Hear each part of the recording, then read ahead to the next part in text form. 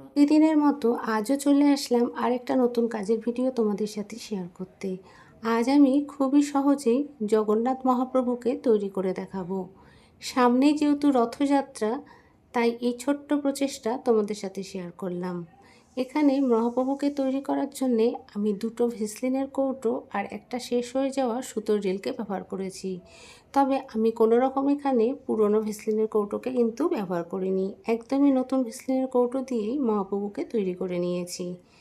তারপরে তোমরা দেখতেই পেলে দুটো ভেসলিনের কৌটোকে গ্লু দিয়ে জুড়ে নিয়েছি। তারপরে এক এক করে আমি কালার করে জগন্নাথ মহাপ্রভুকে ফুটিয়ে তোলার চেষ্টা করেছি। তোমরা ভিডিওটা একটু ভালো করে লক্ষ্য করলেই বুঝতে পারবে কিভাবে কালারটা করে নিচ্ছি। তারপরে সুতোর রিলটা মাঝ বরাবর কেটে নিয়ে এই সুতোর রিলটাকেও আমি সুন্দর করে কালার করে নিয়েছি। আর জগন্নাথ দেবের হাত দুটোকেও তৈরি করে নিয়েছি। শেষে জগন্নাথ দেবকে সুন্দর করে সাজানোর জন্যে আমি এখানে কিছু কালারিং পুঁতিকে দিয়ে সুন্দর করে সাজিয়ে নিয়েছি।